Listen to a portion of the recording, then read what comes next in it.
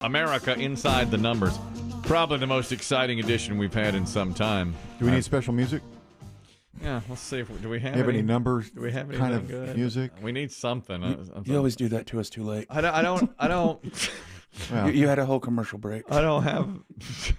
you have like ABC 1, 2, 3, or No, I have. I don't know.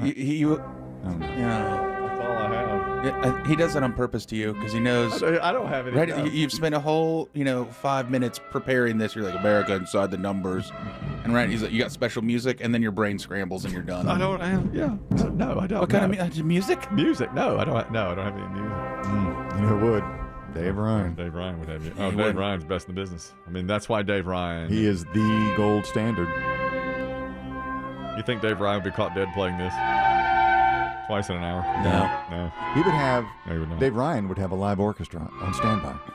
Oh, you're right. Dave Ryan would turn to the live orchestra and say, work me up some numbers music.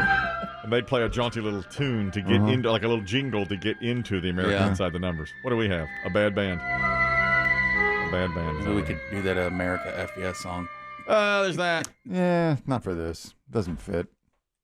This is pretty exciting, too. Population. Ooh. Growth? Growth. Population growth. A population expert. That's right. Is that one of those jobs you just can call yourself? That's Yeah. right. A population expert. How'd you get into this? I was good at counting. When I see people in a room, sometimes I'll, count them. That's right. I'll say to you, Biggie, we rehearsed this in the pre-rehearsal, Chris Demm and myself.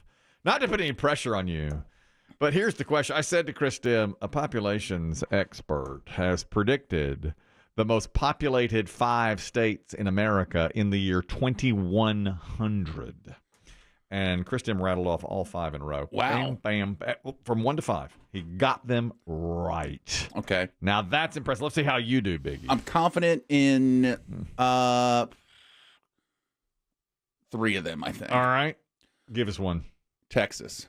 Number 1. He says that Texas will have 100 million people living in its borders and be the number 1 electoral college state in the year 2100. Oh. Golly, I hope I see it. I'll be 129 years old. Okay. I really, really want to see this. I want to see where we go. Right. Texas has gotten massive amounts of influx of people over the last 20 years. He sees it continuing. Do Texans like that? I can't imagine the natives are super happy about Probably that. not. I don't know, Probably but not. I mean, you're right. More and love more it. people moving to Texas, Texas. got tons of land. Yeah. They've got everything you could want. Ocean, mountains, big cities. Yeah. Everything, into rivers. Everything is in Texas. And, they don't have a state tax, do they? There's no state income tax in Texas. I don't know about that. I Now think that it's part of the draw. Well, I know it is because Alex Rodriguez played Yeah. in Texas, and he took a big pay cut to go to the Yankees because of the tax. Well, that has a big to do with my next guess, which is going to be Florida. Florida's number 2. Woo! This guy's on a roll. State tax is a huge thing. Correct. And, of course, so much coastline. People enjoy living by the water. But they're almost full now. Yeah. I mean, Where are you going to put those people? There's a lot of people. Florida's population has increased tenfold in the last 10 years. All right, Biggie, now it gets more interesting. I said 3, but I'm a little shaky on this one. Mm-hmm. And I know people were leaving, but I still think it's going to be high. I'm going to say California. I'll tell you, it's like you and Chris Demm are just mimicking each other. That is number 3. And Chris Demm said the same thing. People are leaving, but it's so massive and so It's immense. huge. Yeah. And so immense and has so many natural resources.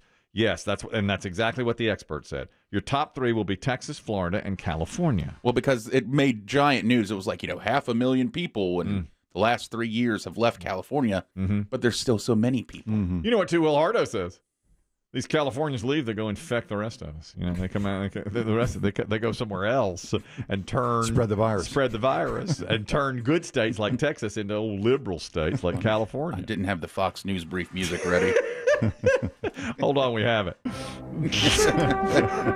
Breaking news here. This is Fox News brief. Breaking news. Californians are infecting everybody. One's trying to get into the White House. Let's put a stop to that right quick. Okay. Well, now it gets interesting. Okay. A population expert has said Here's your most populated states in the year 2100. Texas, Florida, California. Biggie's named all three in order. Can you continue it? That's the problem now. I'm just not sure. Of course, I want to lean New York because of New York City. For some reason, Georgia keeps popping in my radar. I will. No, I'm going to say the state of New York. No. Everybody's moving south. You know what 2 Will Hardo says about it? All these New Yorkers infect us, spread the virus. All these liberal, these libs from New York coming down to, other states, Florida, all that. You're infecting us, turning those states bad. You ruined your own state. Now you're going to go ruin the others too. That's right. Yeah, sorry. I was just thinking population now, I guess, more. But what about Georgia? Number 5 is Georgia. Georgia is set to double its population by the year 2100. They've had great economic growth. Atlanta's diversity has been well chronicled, and people are moving into the Peach State. They like the climate, too. Everybody's moving south now. What's number 4? Can you get it? Well, I'm just going to say it. Yeah. It's where we are currently. I'm going to say North Carolina. Well played, Biggie. Other than your big snafu on New York. Yeah. North Carolina. That's right. Well, again, we have beaches. We have mountains. Pretty good weather. Pretty temperate. Not a whole lot of natural disasters. Occasional hurricane, You have your bigger cities. Yes. But you still have some, your smaller towns. And with its diversity, it's a magnet for young professionals. You know what 2 Will Hardo says? Get out. All the woke liberals are coming in. Get out of here. Reverse the magnet. I need 2 north magnets. Exactly right. They're the ones that repel, right? Get out of, that's right. You don't want north-south. Why are you coming in here? North-north. You're messing things up over here. That's right. The Tar Heel State set to double its population by the year 2100. Well, what does that mean for states where people will be leaving the net loss states? Who will keep the lights on if that's in 100 years? And where will they move from? Michigan, Minnesota. I'll tell you, those are good states. I mean, Minnesota's a good state. I mean, my family lived in Florida for a while, and my mom had a lot of friends in her community who were from Michigan. Yeah, who were from the upper states, Illinois. Colder places. Yeah, Illinois. Yeah. You don't hear the phrase much anymore, but there is still a Rust Belt, where the economies have changed dramatically yes. in 75, 100 years. Ohio, West Virginia, Pennsylvania, Michigan, Pennsylvania. But those are the big battleground states. Pennsylvania is such a huge battleground state. But Pennsylvania, people, I guess, move out of it, but they still have huge cities. Philadelphia is enormous. 2 enormous ones, yeah. And Pittsburgh is enormous, right? Yeah. The thing about, and this is their voting thing, I read that Philadelphia votes almost all blue, and the rest of the state goes almost all red. Yeah. So it's like Philadelphia. Is Pittsburgh a toss-up, or is it Pittsburgh's like red? We're kind of right in the middle. I think it's more red than blue, but I'm not positive. And Philadelphia is the real blue one. North Carolina's that way pretty well. Charlotte. You see blue dots. It's cities versus the rural areas. There's 3 big blue dots, and the rest of the state's red. That's right. It's Charlotte, it's Raleigh-Durham. And normally this area. Greensboro. Yeah. And after that, it's all red. That's right. You know what Hardhope says, man? Stay where you are. Get on out here. Get on out. Go on somewhere else if you want to. Head on back up 95. Yeah. Get on out of here. It runs both ways. That's right. Head on back west down 40. Put a U-turn on that thing. Get on out of here. Yeah, absolutely. Don't ruin us like you ruined New York or California. America, inside the numbers. Gen Z employees take way more sick days than any previous generation. I could have told you that. You know what Hardo says about this? Soft. Soft. So Gen Z, what's that age bracket? 20s. They're in their 20s now. Late teens and through like 28 years old. I think a lot of people now treat sick days as additional vacation days. It's because if they want a mental health day. That's it. You see that. Mental health is you see a lot of, I took a mental health day, but they don't take that as a vacation day. They take it as a sick day. They take it as a sick day. That's right. That's what an expert on sick days has said. We've seen a lot more sick days from young people. Do we have anybody in our Rolodex who's an expert on sick days? Well, there's one guy. I bet his phone doesn't ring much. No. He's not here. That's right. And I see 20-something to me, I mean, Gen Z, I thought they were older now. Maybe they're in their early 30s Because now. your kids are 19. Alpha. They're not Gen Z. Yeah. They're alpha. Your boy is 19. It's the early 30s and 20s. Mid to late 20s. Yeah. They're taking way more sick days than previous generations. And I think you're right. They stress mental health, and they'll take a day. Ironically, it's deteriorating your mental health, Kelly, because you let it get to you. I love it. I loathe everything. Oh, yeah. about it. People, I couldn't imagine waking up and just telling you, I just can't do it today. Yeah. Good God. Oh, my God. Oh, I did not want to get out of bed this morning. This morning, I thought to myself, I was like, man, I should have texted BB Shea in the middle of the night and made up something. Oh. But what did I do? I put my joggers on. I put my T-shirt on. That's right.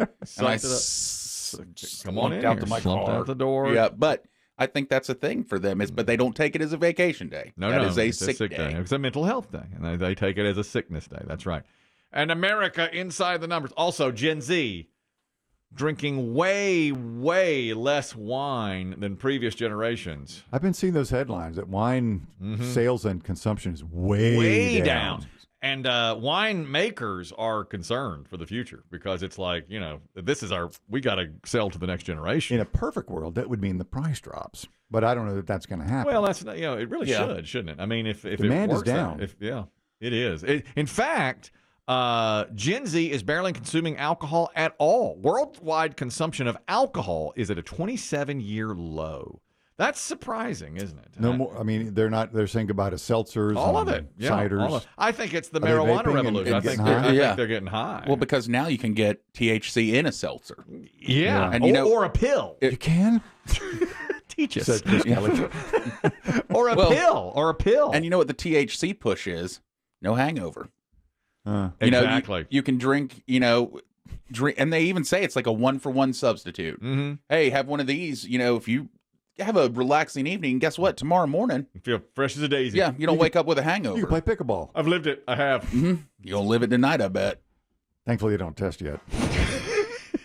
It's the night you're, These are tonight's date night. yeah. These are legal. That's right. I'll be walking down Serenity Lane. I told you about this. Yeah. Yeah, I don't have to take a sip of anything.